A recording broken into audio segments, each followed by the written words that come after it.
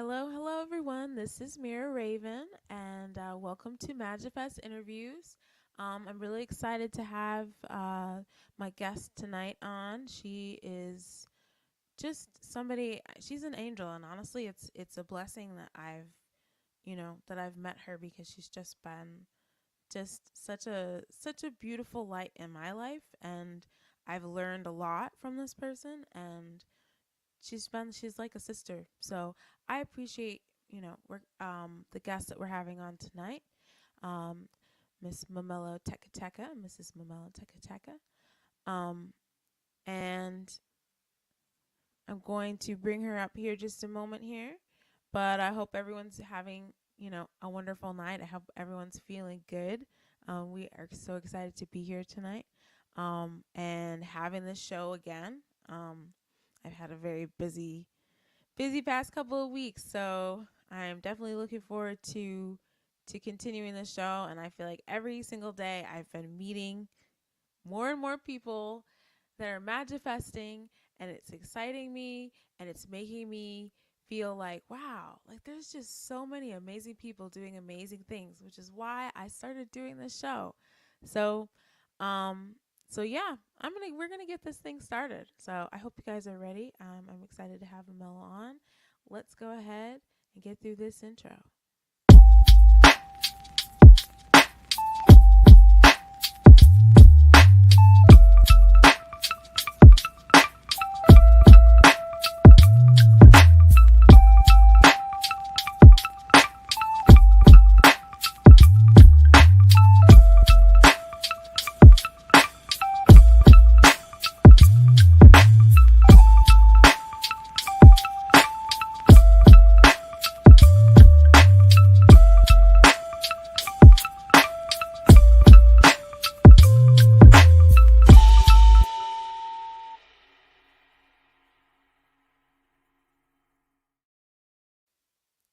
All right. So we are at Magifest interviews, and we are having Mamello Tekateka on this evening, and she has she is just like I said, been a wonderful person, a sister to me, um, and she is the founder and CEO of PATIENTcE, a small business that helps people navigate healthcare environments and gain comprehensive knowledge on individual diseases through evidence based research and population data. So she's a scientist. She's an amazing, incredible, smart, funny, very, very kind, and wonderful soul. So I'm excited to have her on tonight. So without further ado, I'd like to bring on Mamello. Hello.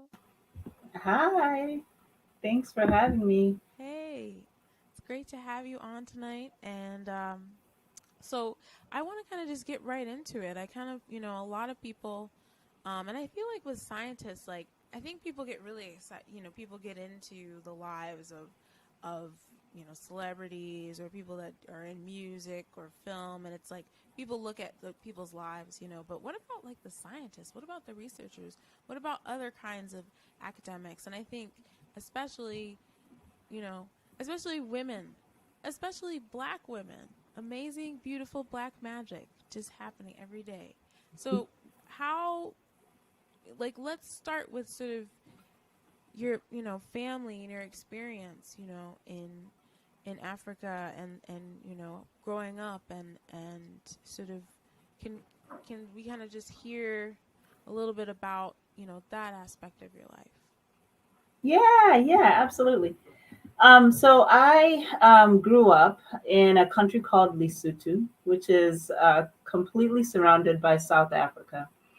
So it's a kingdom, a really small country, and so I grew up with my mother and my grandmother, and then my aunts. These are the people that raised me.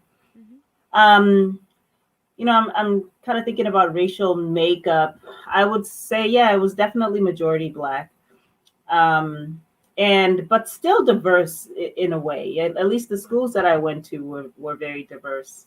I don't think my story is different from many people who are immigrants in this country as it relates to education. So education is something that was really, really told to us that it was extremely important. And it was really kind of sort of like a ticket out. You can accomplish anything if you get this education. And so my grandfather really started that. He used to walk miles and miles and miles through cornfields to go to school.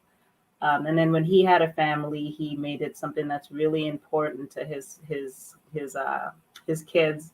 And then they, in turn, so it just keeps getting better with different generations. Yeah. Um, we really had great influences around us in terms of that. One thing that always sticks out to me as I think about the work that I do now too is I think about growing up and every summer going to my grandmother's house. And so my grandmother had a farm. I didn't really know it was a farm at the time, to be honest. I just thought that this was just where she lived. But yeah, she had animals. She had cows and sheep and um, chickens running around, Oh. and she had a beautiful garden where she grew her own vegetables. Mhm. And so she would wake me up every day in the morning. And remember, I'm on summer vacation, and I would get so like, why is she waking me up so early? But actually, it really wasn't a huge deal. Just in looking back, I would ask myself, wonder why she woke me up at 6 o'clock. I used to think she just wanted to spend time with me. However, it's really one of the greatest experiences of my life. So we would wake up, we would take care of her garden. We would also milk the cows. With also, there was a person who was kind of like it was like a sheep boy kind of thing. Mhm. He would take the kettle and the sheep out to graze during the day. Uh, but before then, we'd milk the cows, and so just really that farm life. And Yes. after we did all that work, it was just time for play. And so I just remember how stress free that environment was. Now, when I look back, I remember always looking to big cities thinking, oh, I just want to do that. But I didn't anticipate, this fast life and sort of the challenges that come with it. So it's in reflecting back when I think about my grandmother's house that um, I think about the way that she lived, in such a simple way, Mhm. growing her own vegetables. Really, anytime we had to like sacrifice an animal, I wouldn't eat it. There was something about it I just couldn't do it. But it was a sacred thing. It was more, like if somebody's born and getting baptized, we would do it. Every now and then we would do it, but it wasn't, it wasn't like left and right. And, it was just something that was, I don't know, it was sacred. It was just a very, very valuable experience. So I always think about those things and how well we ate, how really close to nature we ate, um, and just how simple life was and how stress free it was. Those two things I think really, really influenced me. But then I gravitated towards math and science. That's just always been sort of my strong point. So yeah, that's the main thing. So I was there till I was about 12 years old, and then I moved to Chicago.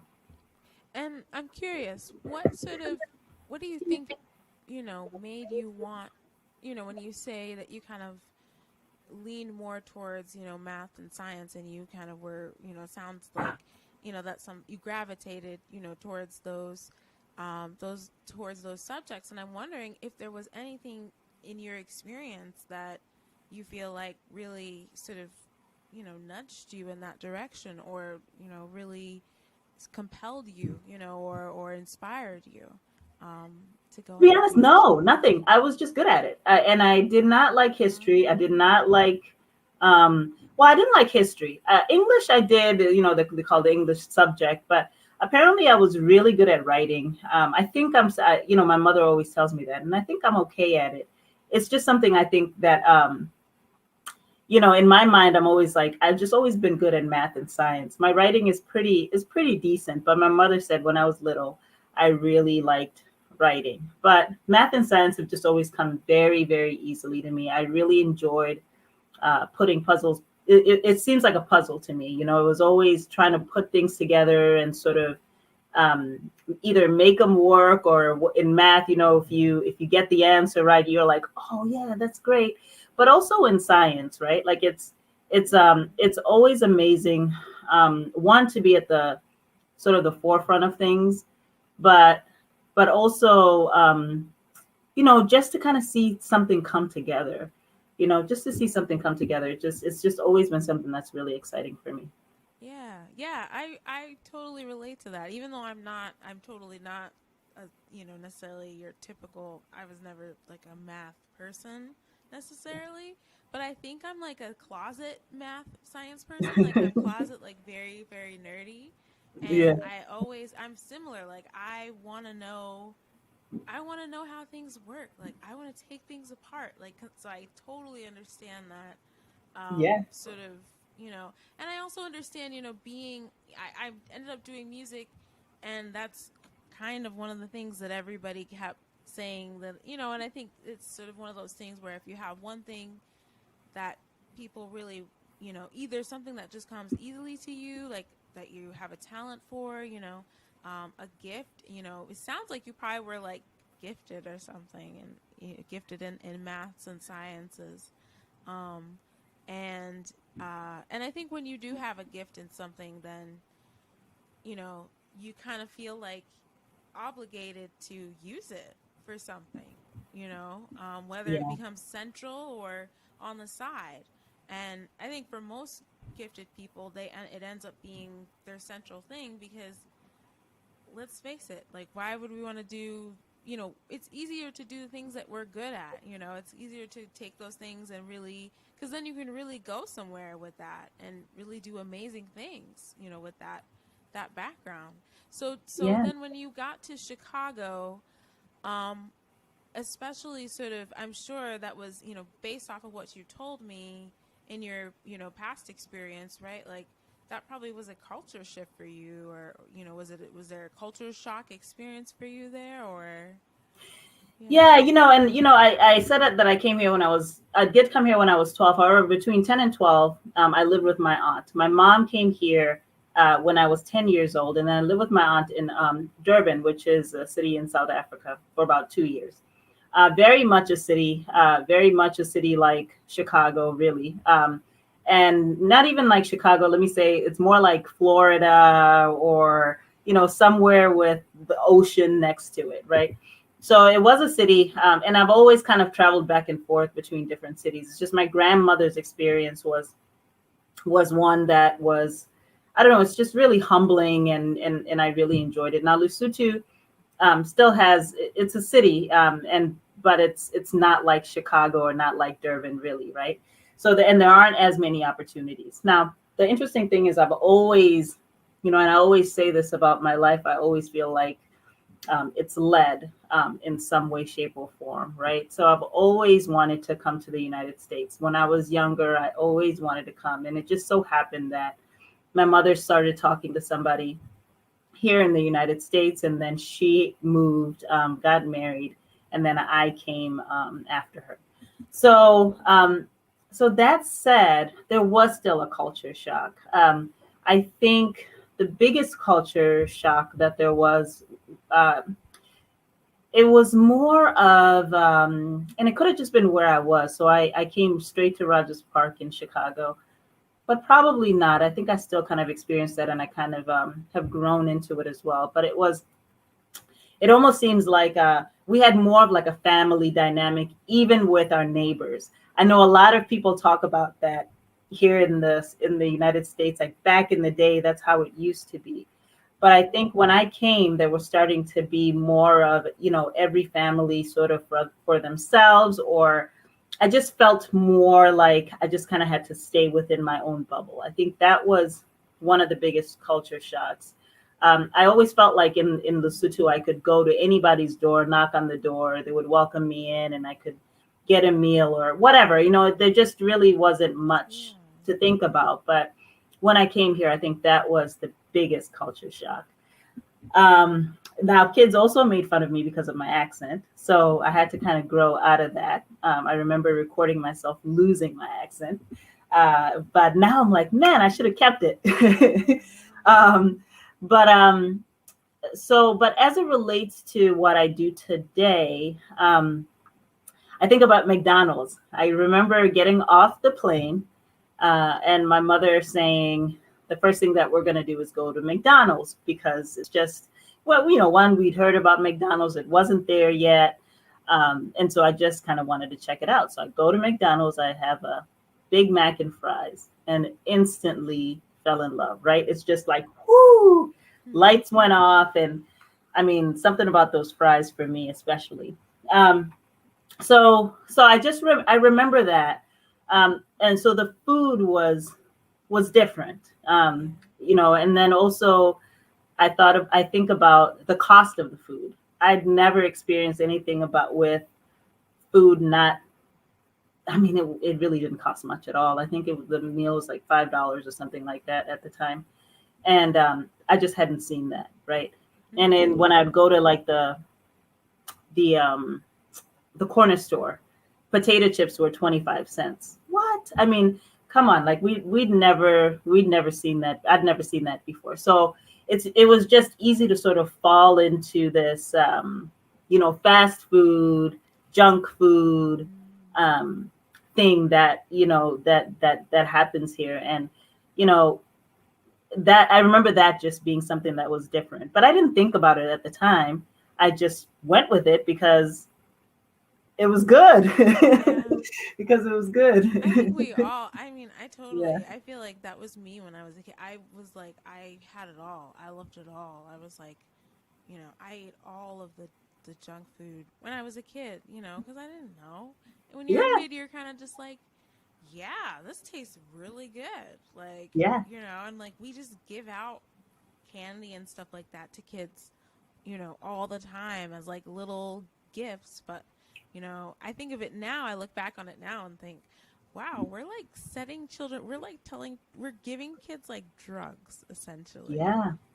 when we're doing that, which I think Yeah. is kind of really scary, kind of in a way, on one side. I mean, and we kind of just, do it very freely as if it's not a big deal and it's not damaging them at all in any kind of way.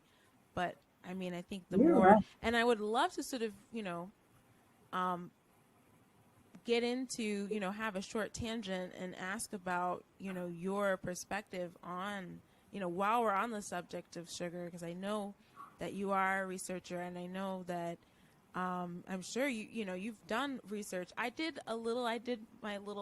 had my little fun doing a little bit of research on sugar and looking at, four or five different articles, and what I at least found was that it's pretty toxic, Yeah. especially when you're having it on in really high levels.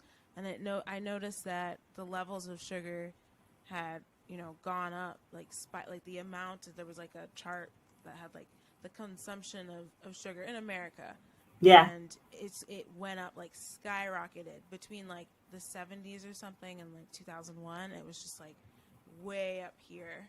Suddenly in like 2001, it's like off the charts.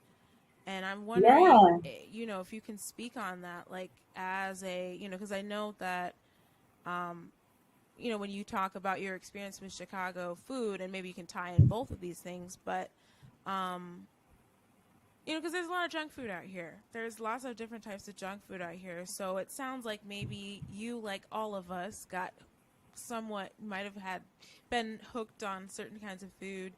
Um, do you feel that again compelled you in any direction to focus on certain things in your research? Did you learn anything from those experiences? Did they lead you to any particular kind of conclusions or questions or?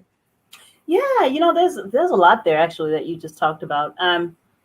So it's interesting you talk about that because I'm kind of like I have two boys, as you know, a 3-year-old and a 7-year-old. And also in just paying attention to people's things that they do, and even like the food that I ate, right? There's no doubt in my mind that my mother wanted the best for me, right?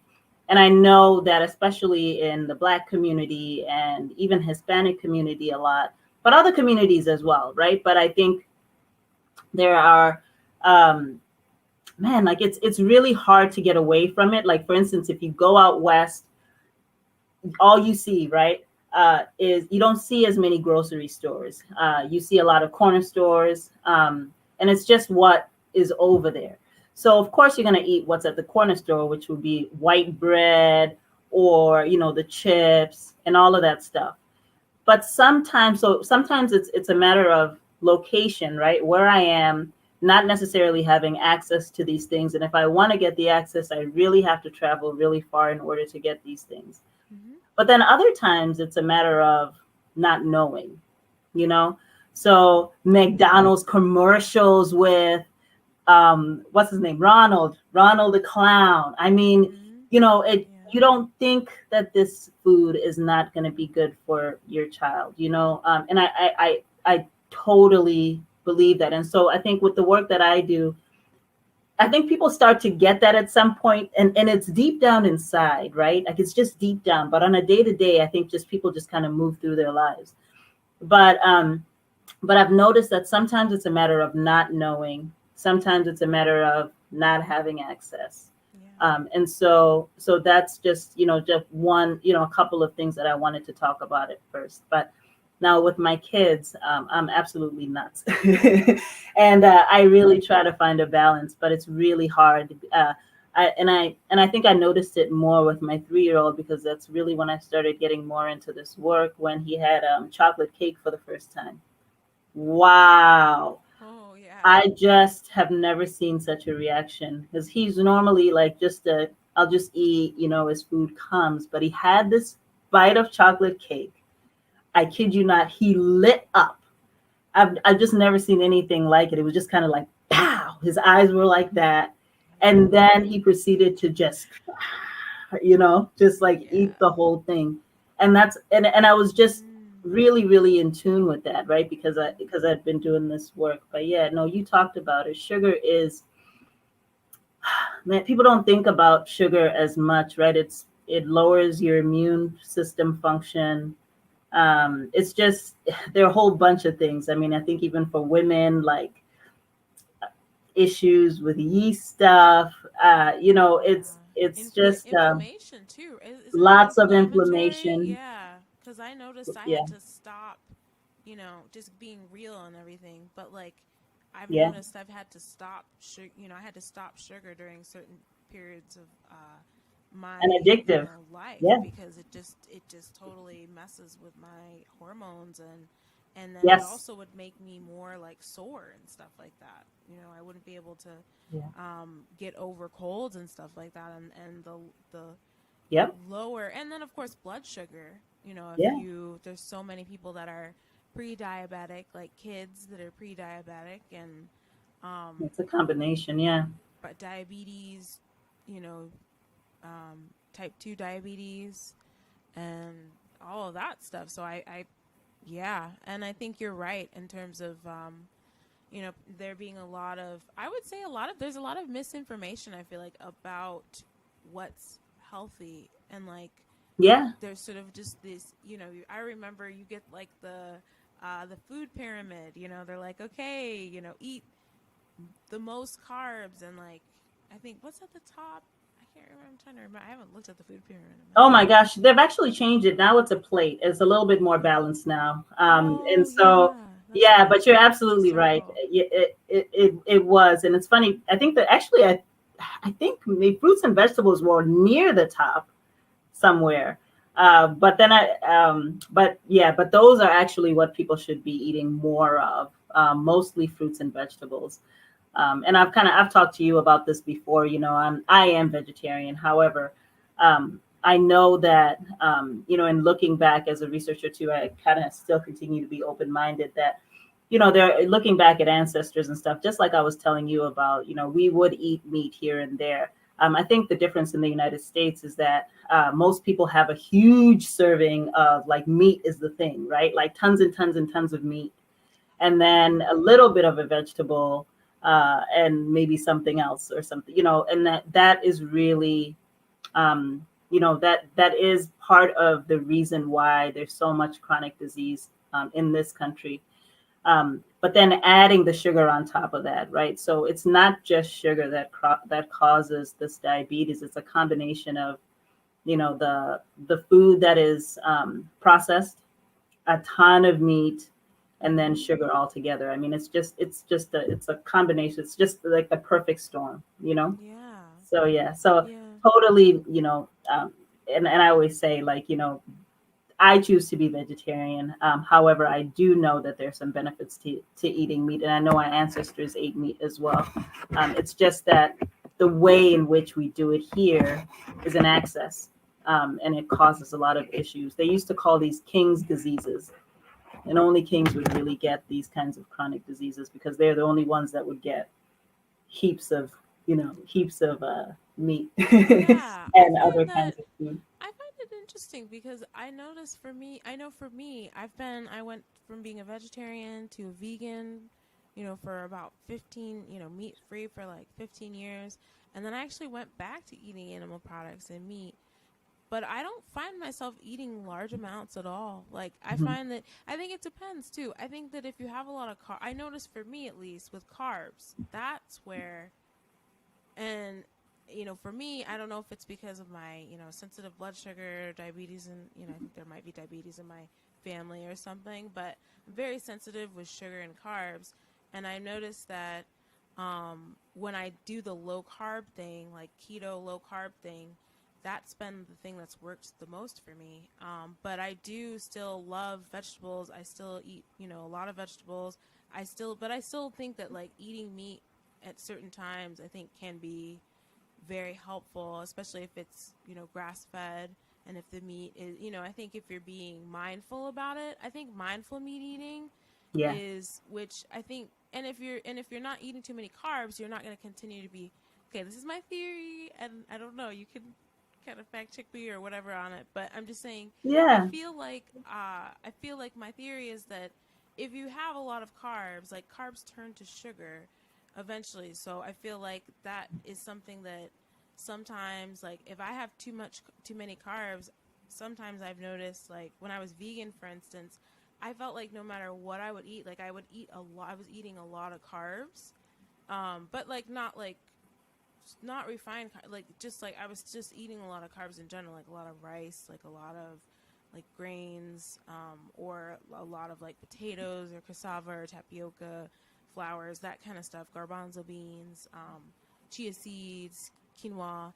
Um, but I felt like I was always hungry. Like I was constantly, and like I felt like I was getting energy dips all the time.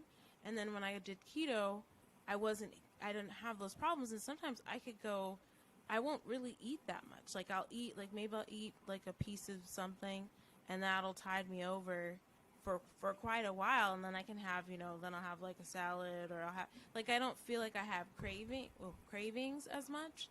And Yeah. again, I think it's different for everybody, probably, right? Like, I feel like we just all have different combinations of things that we need at different times. I guess that's the way that I've looked at it. But I'm curious what you think, because you're the professional here. So Yeah, I agree with you in some in obviously in some aspects, and the main thing that I really agree with is that everyone is different, right? Um the research that I've done as it relates to chronic disease, is that, right, plant-based is usually always better. Um Especially if somebody's been diagnosed with a chronic illness. In order to reverse that chronic illness, plant-based is always better. Now, if you eat meat here and there, okay, 80% plant-based, you can eat meat here and there as well. And the more plant-based you get, the faster you'll be able to reduce the chronic illnesses the chronic illness that somebody might have that's related to inflammation. But right, as it relates to everyday life, I think and again, and let me just say that also the other thing is that I would say that, but then say go get your blood test from your doctor, right? There's certain types of tests that a doctor can do to just check to see what somebody might need in their diet. They might be low in certain parts, in certain things that they just might need an increase in, and then they could figure out exactly what works for them, Oh right? So yeah. that is important, and I'm really glad that you found the thing that works for you to make you feel the best that you can feel.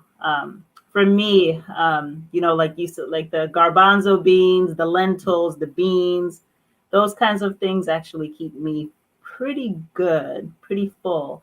Um, and I love that you touched on, and you and I are just talking because we talk about this stuff all the time. But I think talking about the differences between the types of carbohydrates, like the refined carbohydrates versus actual, plant-based food, Hmm. something as close to nature as you can get, whole food. And I always say, if you can get something organic, do. Now, there are some fruits and vegetables that are, I will say, decent to not get um, organic, and but for the most part, if you can get something organic, it's probably better to go that way because there are pesticides, glyphosate, for instance, in Mm. these foods that also cause a bunch of other issues like cancer. So I know, And sorry, what yeah. exactly is glyphosate? Just so that people I know, but just so that people know, like how bad is it? Because people might think, oh well, GMO is what nothing wrong with GMOs, but I feel like it's not the GM. Well, I mean, GMO obviously it's not good, right? But I'm just saying the GMOs are there. They're there, right? So that they can actually they're modified to take on like pesticides, the level of toxicity that is pesticides. Is that true? Yeah, so there are different kinds, right? There are some that are sort of inside the seeds, right? That sort of take care of the whatever the pests are that might bug that food, and so then the pests don't eat it. However, you Mm-hmm. got to think about like what that does to your body, right? So if like the pests aren't eating it and aren't recognizing it, then like will my body recognize it? That's one. But then the other thing about like so that's one that they spray, right? And Mm-hmm. then so you eat that, you ingest that, and it's been proven to be a carcinogen. However, it's still being used. People that live in areas where there are more cornfields or fields where there are a lot of plants where glyphosate is being sprayed all around. Um, they have had higher increases of showing up with cancers, unfortunately. And I'm thinking about this story in the news kind of recently. The man had like stage 4 lung cancer, I believe it was. He won his lawsuit. However, he passed, pretty soon afterwards. So, I mean, it's just something for people to think about. I know that it seems like it's expensive. However, I plug in for whole like okay, let me not plug in the store. Okay, can I do that or can I not do that? I don't know. Well, All right, so if you shop in a store that is, say, really expensive, if you go to just um the produce section, but then sometimes they also have what's called a bulk section where you have to kind of put the food in your own container, mm-hmm. and then measure it yourself, and weigh it and label it and all that kind of stuff. You can actually walk out of a grocery store without spending a ton of money. It's when you pay for packaging that's when it becomes expensive. I think some people don't know that as well. So think about that. Like if and but the I think the hardest thing about eating well is preparing meals, right? It's the time that it takes to prepare meals. That's why they charge for packaging, so you don't, or for food that's already made, so that you don't have to prepare it. So it's something to keep in mind that yeah, you're gonna have to chop a few things and maybe do some meal prep here and there, but at the end of the day, you will save some money, but also think about eventually you might have to pay for your health anyway. You know? Yeah, Yeah. absolutely. And I feel like that's something that I've been that's how I feel. That's how I've been, when I was even when I was vegan and I was sort of thinking about, and well, I'm vegan and I'm also gluten free. So a lot of times it's like if you want to buy a gluten free thing, packaged gluten free things, it's super expensive, and then organic in addition to that, super expensive.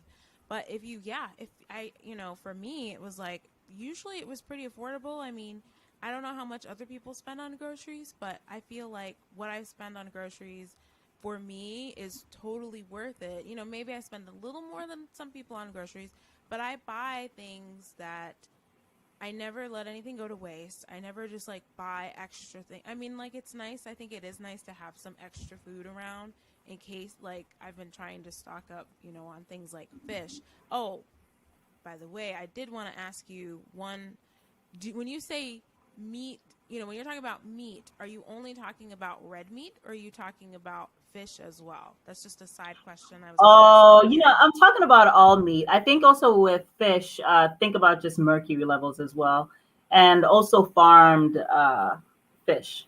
So if, like for instance, salmon, it's better to get it wild caught Mhm. versus versus farmed salmon. Just because again, there's still some things that they do to that meat, like putting antibiotics in it, even the fish, just, because it's all this fish on a farm, farmed fish.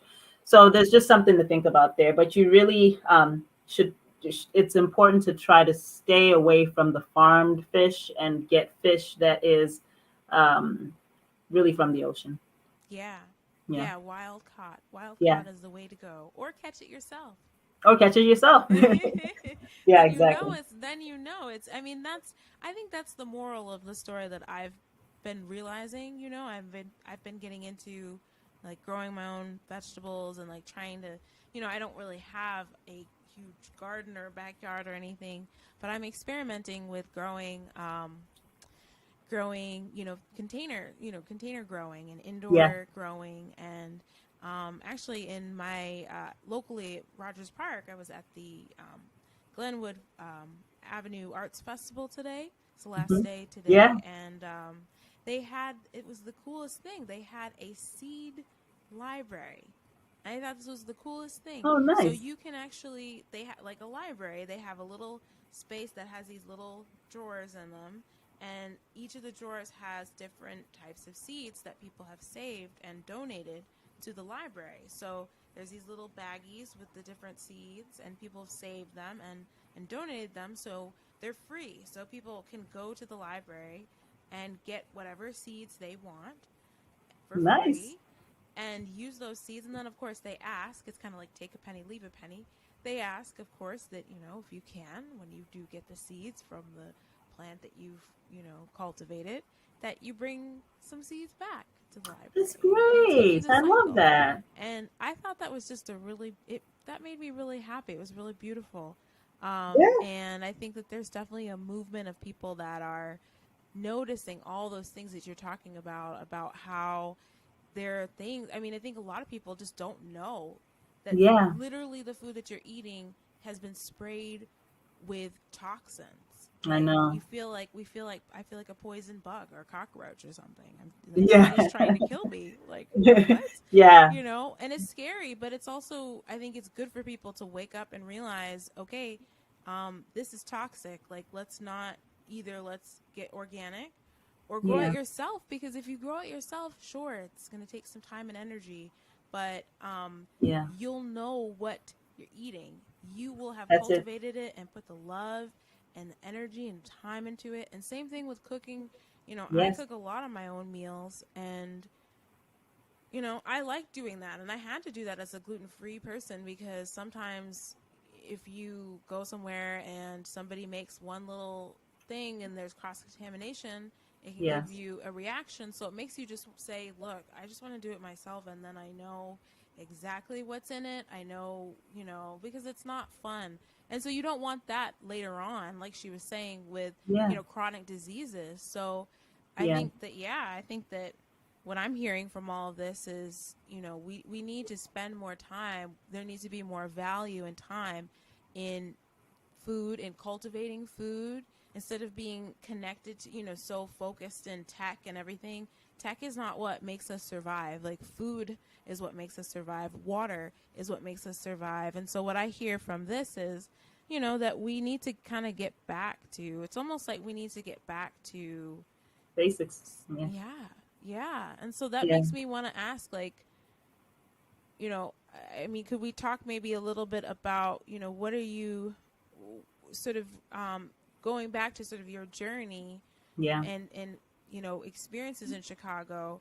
Um, did this sort of lead you to sort of where you are now with, with the company that you've started and your website and Yeah. your Yeah. mission I'm and glad you came back to everything? it. Yeah, I'm Yeah. glad you came back. Um, yes. So I love what you just said about going back to basics. And I think when I reflect on my grandmother's house, it's something that I can feel. Mm-hmm. I know what that feels like in my heart, and I know what it feels like to always be on the go, to be eating junk food. I know what that feels like as well, and it doesn't feel good, right? So, a couple of things that I think about from there, and I keep going back to we. Another thing that I've discovered is stress is a huge thing in people's lives. And so it's important to remember to pull back from that, right? There's so many different practices now that people are going back to, like meditation, like mindfulness, to get back to reducing the amount of stress in people's lives. But that's something I didn't want to miss. But as it relates to my story, what happened, as I talked to you about when I came and we went to McDonald's, but that was just the beginning. Every Almost every other day, my stepdad at the time, he would order fried chicken, right, from KFC, from Popeyes. We would always have fried rice from like the Chinese food places, and and hot pockets from just this is just what we were eating. So we all ate this, and my mother um, was also under a lot of stress at the time, and just why not, right? Because this is a part of my story. Just the relationship was kind of tough, right? And so she was under that stress. But then I also remember her eating a ton of bacon on Saturday mornings. And I just used to look at that and I just knew something was wrong with it. At the time, I didn't really quite know.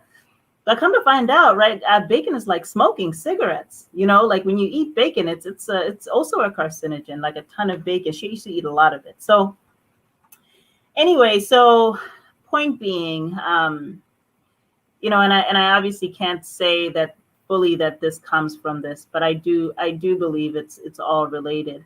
My mother had been diagnosed with ovarian cancer in 2014 for the first time, and the first time that she was diagnosed with ovarian cancer, I forgot that I was a researcher because I was just faced with this thing that really just kind of rocked our whole boats.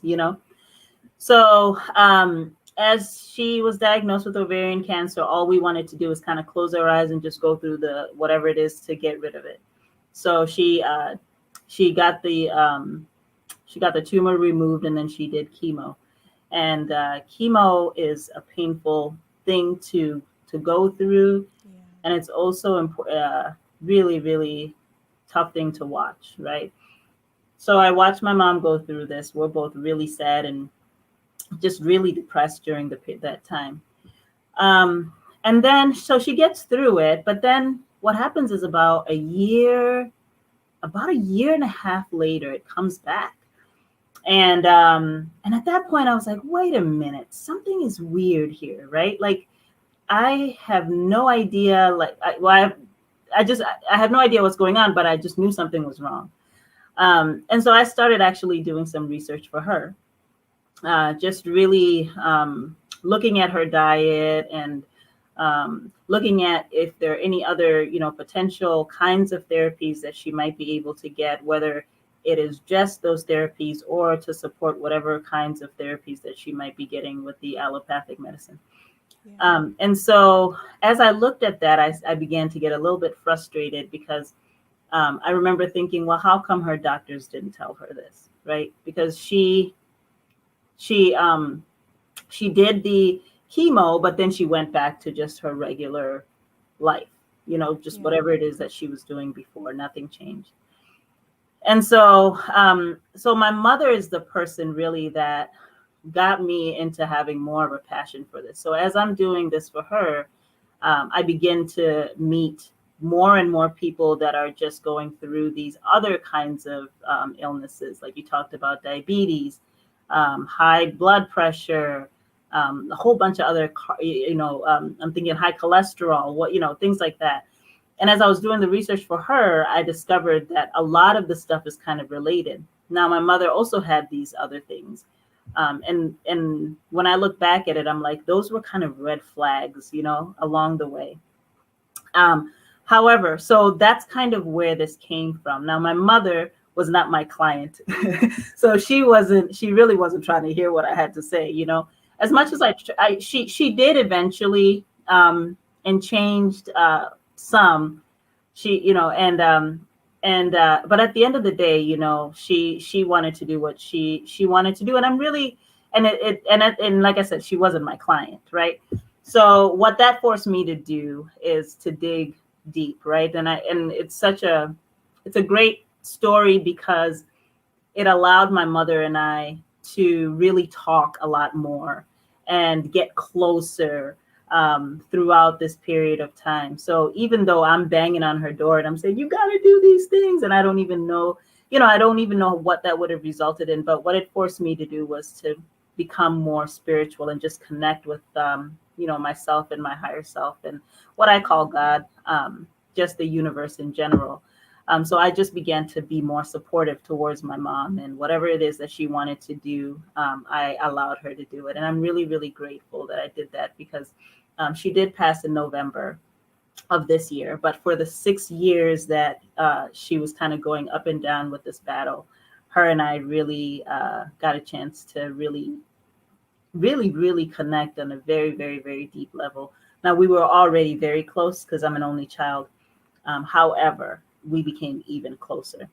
So, so she taught me, she first, that love for helping other people came from my journey with her. And she also taught me that I have to have a specific kind of client in order to, for anything to really work, right? So I can't force somebody to do anything.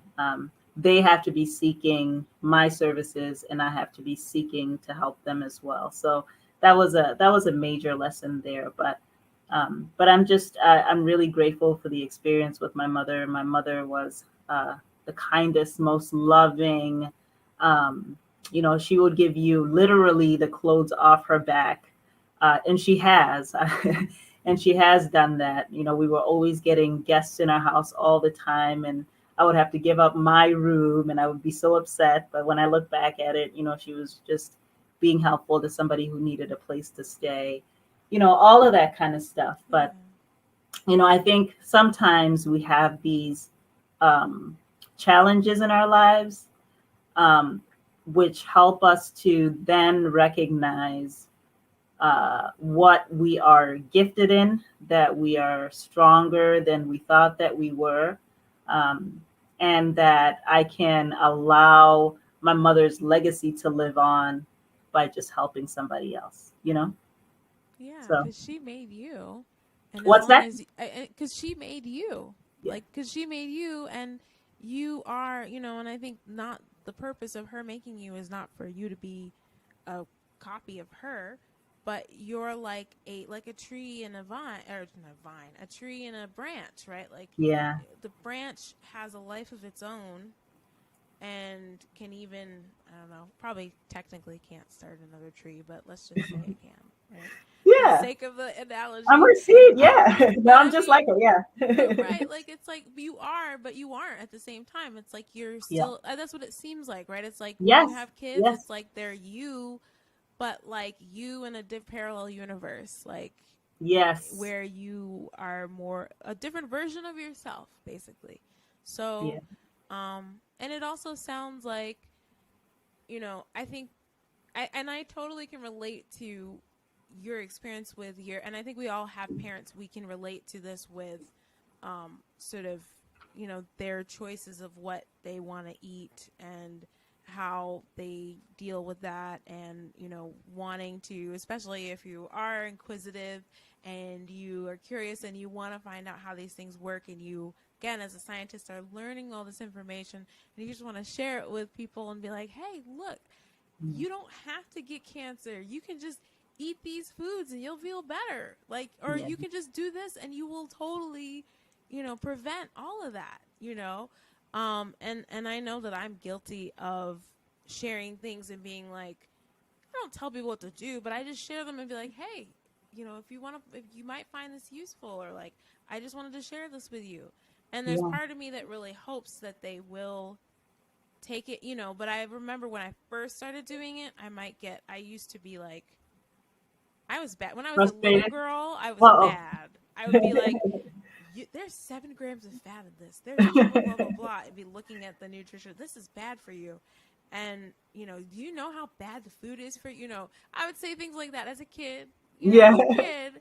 Yeah. Now I've learned, like you said, that people are going to eat what they're going to eat, and sometimes if you have to let them see. I mean, I think, um, one of my spiritual mentors has said something like this before, where he's like, yeah, you can lead by example. You don't need to tell people what to do. You just live your life to the best that you can, and people will ask you naturally, what are you doing? you Yeah. have you have a glow, a radiance about you. What are you doing? How do you get that glow? Yeah. What are you By the way, you do have a glow about you. Oh. And I'm wondering, you know, do you have any secrets? Do you have any, beauty secrets that you want to give to the Oh, ladies I appreciate on the that. glow? no, no, I practice what I preach. I told you I'm really big into my mostly plant-based food, and I think Mhm. that's really where it comes from. But I Mhm. also, well, you know what? Why not? Yeah, I have a routine, right? So I pray in the morning, I Mhm. meditate, and I Mhm. exercise. Mhm. And I eat pretty well, I would say. So I always have a smoothie in the Mhm. morning that has some greens. Mhm. I get my protein, and I'm expecting a little one very soon as well. Um, Oh, and that's probably part of the maybe glow that's part of the too. glow. Yeah, no, that's might be. I don't know though, because I've been having a tough pregnancy, but I was like, I don't think I have a glow, but Maybe. Oh, you do. but You maybe do. You do. And I saw but you. maybe Yeah. yeah, Yeah. yeah, maybe Yeah. that's it. But I do think that all of that stuff, like I talked about, because it's important to remember, like, the whole person, right? Because there's like the physical part, there's the mental and emotional stuff, and then there's the physical stuff as well. So I really do try to focus on all of those aspects every day. And when one is off, it's very, very apparent in my household. I always say my 7-year-old always calls me out, because at night I kind of reflect on my day, and I uh, I always ask myself, was I kind and loving and tolerant towards everyone? And sometimes he'll say, "Mom, what are you doing? Are you doing that thing you do at night?" And I'm like, "Yes." And if I haven't been super patient with him, he'll say, "Well, remember when we went to the park and you yelled at me?" And I take Oh, that, because yeah. they're little people, and just like you Yeah. said, like with my mother, recognizing that they are also little individual human beings, Mhm. who have their own lives, is really important. So I take that, and I'm like, you know what, Ty, you're right. Let me write that down. I'll do better tomorrow. That kind Yeah. of thing. It's just part of my spiritual practice. So I think that's um, really beautiful. And I can yeah, say I'm not a mom, but I feel yeah, like that's how I am with my students, because in a way I feel like student forgive me. I don't know why I said studenting. I was going to say studenting as if yeah, that was an actual verb. Wow. Okay. But no, I actually, as a teacher working with students, um, I have a lot of moments where I feel like a parent, in the sense that I yeah, am teaching them something. I am spending that quality time with them and listening to yes, them and connecting with them. And some of the students, they'll open up to me, and tell me about what's going on in their lives, or sometimes they'll tell me things that they don't really tell anybody else, or things like that. And I feel like that's very sacred, and I Yes. hold the space. Like, as a teacher, I feel like it's such an important experience, because you may be it for 30 or 45 minutes, but you can teach somebody so much just within that time and have an impact on somebody. And it may be an impact that that person might not be getting elsewhere just because of the circumstances. It's not even to say there's lots of loving parents everywhere around the world, but I think Yeah. that sometimes in the world that we live in, it it makes it hard to, it's not like back in the old days where you spend all day with your kid and you're directing everything that they're, doing, and you have control over that. You kind of Yeah. send them off, and then, other people are working with them, Yeah. and then they come back and you get the time that you get with them. Yes. But anyway, I'm not trying to get onto a whole tangent about parenting, but I'm just saying that I can relate to that, in that, the experiences I've had with kids, it's always um, a learning lesson, and I've Yes. learned, like, there are times that they'll correct me, and sometimes there's part of me that feels a little bit. I'll be honest. There's a little part of me that's like, oh, really, really, give me a Right. break here, But sometimes Right. I'll say that. I'll be like, hey, like, I was running a summer camp last week and I made some mistakes, and the kids were pointing it out left and right, because you know how they Yeah. love to do that. And Yes. I'd be like, yes, I did make a mistake. And I said, don't correct me next time, though, because I know I'm wrong and I got to correct it. And if you interrupt me and correct me, I won't learn, right? And I said, that same for you, right? Yeah. I want you to learn what, the music or the thing that you're doing, and you have to do it. I can't tell you. I'm not going to give you all the answers. You have to also work to find the answer.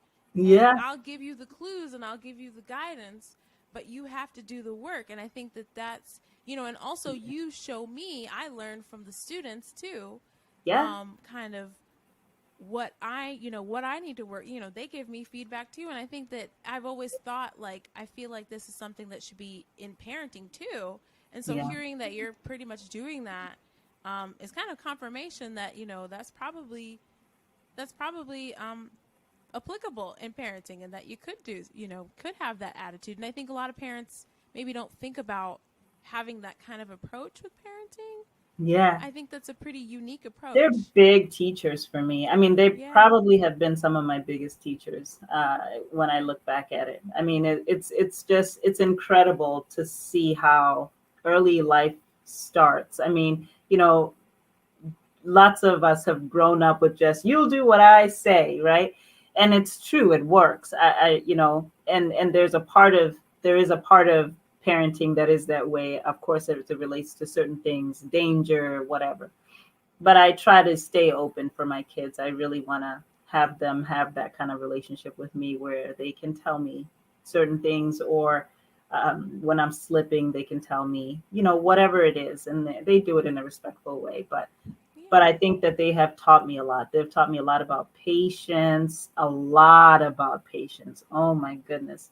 And a lot Yeah. about creativity, a Yeah. lot about pausing and enjoying certain things like snow, like the leaves falling in the fall, things that I just forgot to do, like sitting down and playing and just being in that moment. Like I just, I forgot those things, but when I do them with them, it's just such a good reminder of, I don't know, it's huge. They've just been really great teachers for me. Yeah. Yeah. That is beautiful. That is so Yeah. wonderful. And I think it's wonderful too, I kind of want to segue to, what you're doing now with your business, and sort of with patients, and sort of um what kind of sort of got you into doing it on your own versus sort of working under someone or working with someone, or anything that you were doing before. What kind of made you shift to, no, I really want to, I want to do this kind of thing? Yeah, so I should talk a little bit about really what I do with patients is I look at literature Mm-hmm. primarily, and I really look at whatever somebody's struggling with. and look at all the different, all the different findings that have come from literature related to it. So as it relates to where something might have started, at, to what kind of treatments are available. And I look at all types of treatments, whether it's allopathic, holistic kinds of treatments, everything that is available. I mentioned earlier with my mother and I, when she was initially diagnosed, we just wanted to run through it and not really take the time to look at all the different options. And we found that the second time, um, there were research studies that she might have been able to participate in that could have helped her, or done something different she wasn't able to participate in because she had already had chemo the first time. So the reason the company's name Patience is because it is important, I feel, right? So I help people who are also patients, but I also help people who are trying to prevent things from happening. Uh, and you saw the spelling of it. It's got a T and a C in the middle. It's not a mistake. So I help patients, but it's also important to have patience, take a step back and look at what's actually going on, not panic, and look at all the different, like the different options that one might have, so that somebody might be able to make the right decision for whatever it is that they might be struggling with. So that's essentially what I do. So then I provide that information to the person. A lot of the time, it always really it always requires somebody to follow up with their physician. And what happens is that they're able to have better conversations with their physicians, but also sometimes trigger physicians to do something different, Yeah. because sometimes physicians are just stuck in sort of the day to day. Well, this is what we do when somebody comes in like this, and sometimes it works and sometimes it doesn't, but it could open up something different, for people. So it reduces some bias, right? So everybody really does, and I think that's why I try to continue to rely on the literature. Uh, Also some experiences too, but I try to rely on the literature, so that I can just provide that information, so somebody can then take that information back to whoever's taking care of them and say, "This is what I found. What do you think? I would like to try this other thing. What do you think?" There's for Yeah. chronic disease, and especially chronic diseases like diabetes, like high blood pressure, like high cholesterol. We know a lot of those are tied to some kind of eating habits, right? Um, and it's always tough, it's easy for you and I, but I think we know that it's hard to stop eating certain things. And one thing to think about too is that food is passed on. So you mean to tell me that my grandmother didn't feed me the right foods, or my great grandmother did? You know what I mean? So people get, it's like this emotional, cultural Yeah. attachment as well. So I think, for me, like you talked about, right? It's been a growing experience to realize like all I can do is just really provide the information, and hopefully, the person takes it, and if they don't, I'm sure some, potentially something else could come out of it. However, that's what I do with the company. Why I started working, I just started it by myself, and I really love them. Right? I should tell this story. I was talking about how this journey has been led, and all really my whole life has been. I believe in something greater than myself. I always believe in being in sync with the universe. And I remember I met you at Whole Foods, and Yeah. you were looking for someone to do your hair. Remember? Mhm. And so and you and I were talking about stuff as I was doing your hair, and you introduced me to Rogers Park Business Alliance, Mhm. right? Yeah. And that's really how this whole thing got the ball started rolling. So patience was an idea in my head. I started writing a business plan. I got stuck on the financials, how to really calculate it, what to charge, things like that. And then I also got stuck on marketing. Like I didn't really know kind of how to navigate this thing.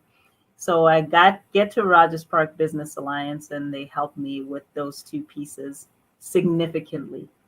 In fact, I get put into a program with students at Loyola who really look at my entire business plan and really kind of fill in some other pieces as well. But they Mm-hmm. really focused on those two pieces, which then helped me to really, really, kick off my business. So, and I remember sitting outside of Rogers Park Business Alliance when I was told that I was going to be working with the students at Loyola. Mm-hmm. And I thought about you. I just thought about this entire process, and it literally felt like time was collapsing. And I couldn't believe that this thing was actually happening that started off as this idea in my mind. I just want to be able to get this information out to people so they could know a little bit more about what it is that they might be ingesting and then how to navigate healthcare. So thank you so much for introducing me to Rogers Park Business Alliance. And, it's really all as part of this like incredible led journey that I feel like I'm on. I So, was just one step of the journey, but I'm so, yeah. I didn't know, I actually didn't know that. And so Yes. just hearing that, I'm like, oh, it makes me feel good because at least it makes me feel like the things that I do, I've always tried to live my life in a way that's very um, intentional. Like, I am doing this because there's a reason, there's a method to my madness, so to say. Um, sometimes people probably look at me doing all kinds of stuff and going, what is she doing? But I mean, really, there is a method to my madness. I just do things the way that I do them. Yeah. And so I think that, I think that there's times that that the things we think, that little things that we do are not going, just mentioning something and going, "Hey, check this out." It's similar. I actually heard something similar recently with uh, a friend of mine who I got connected through because I needed some movers last minute, and I asked my friend, and she found me these two friends of hers who were willing to help me move. I was going to pay them and everything, and I met them, talked to them, and one of them had mentioned, "Oh, I'm looking for a job. I quit my job or whatever, and I'm looking for another one." And so I said, "Oh, well, let me know what you're looking for, and I'll look around and I'll see if there's anything, and I'll let you know if I see anything." So he told me he was like a cook. He was looking for another job, and I was just kind of out and about, and I noticed some help wanted signs in front of restaurants, and there was this Ethiopian restaurant, and I kept going by and seeing the help wanted. I said, "Oh yeah, let me tell him." So I said, "Oh, I saw these restaurants." So just sent him a quick text and told him, "Hey, these places are hiring." Well, I come to find out like a week later or whatever, 5 days later or something, he messaged me and says, "Thank you so much. I got hired at this was the Ethiopian restaurant. I got hired for a job, and it's the job that you told me about." And I was like, "Wow." So it just goes to show you that those little things, and I think same could be said for what you're doing with your business, is even just by, you may think, "Oh, well, you know, just showing research." No, that makes a huge deal because, like, you could mean the difference between somebody taking chemo and somebody doing something that's maybe less harmful, that could help them, that is not going to give them such a rough time, or anything that could be maybe prevented a certain with certain changes. And also, you're kind of like an advocate in a way, for you're Yeah. helping advocate for the patients, and really opening up the discussion with the physicians, with the doctors. So it's not, you're really, I mean, really what you're doing is what it sounds like to me is you're changing, you're revolutionizing sort of the healthcare experience with what you're doing, because we're all, like you said, we're used to sitting down and just listening to, just taking whatever the doctor says to take and leaving it at that, and not really discussing it because we don't know what it is, or what this molecule or whatever, that we don't know anything about that. So I think that, Yeah. and most of us don't have the time to do the research. So I think that what you've presented here is really actually remarkable. And I do want to share real quick your website, um, so that people can see this beautiful website. And so this is your website here, patientshealthresearch.com, and you guys can actually visit this website. Here's the website, patienthealthresearch.com. And yeah, is there anything kind of on here that you want to tell us about, or for us to, should we look at anything in specific on here that you want to show You us, or? know, no, just check the website out. There is a place where you Okay. can, you just look at it, and there's some, there. I talked a little bit about my story of how we got into this, and then let's just say how I got into it, and some of the students at Loyola, of course, have helped me along the way, and then my story. There you go. I talked a bit about it. That's my mother there, and my two sons. They were younger there. Aww. And it talks exactly about what I talked about in this journey with my mother. There are some blogs in here as well. Um, yeah, I mean, just check it out. And then you can also reserve some time oh, yeah, and a literature sample on high blood pressure. Um, there's there's usually a little bit more. The presentation is a little bit different than that when I go through the consultation with someone. Um, and yeah, and then just some blogs in there as well. So Cool. just check it out, make an appointment, come check me out if you have um, any concerns, any dealing with any relatives with concerns, and I'd be happy to help. Awesome. This sounds great.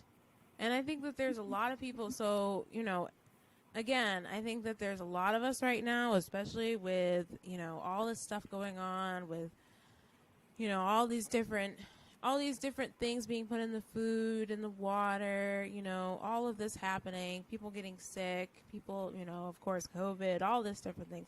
Now is the time to really be focusing on our health Yes. and bringing that to the forefront.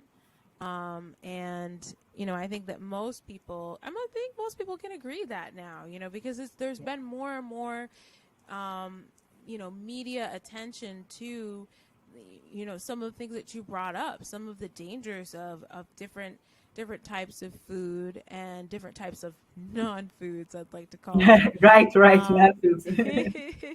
so I And think chronic it's, disease and COVID is big as well. Yeah, yeah, yeah. So yeah. getting that in order during this time would be good as well.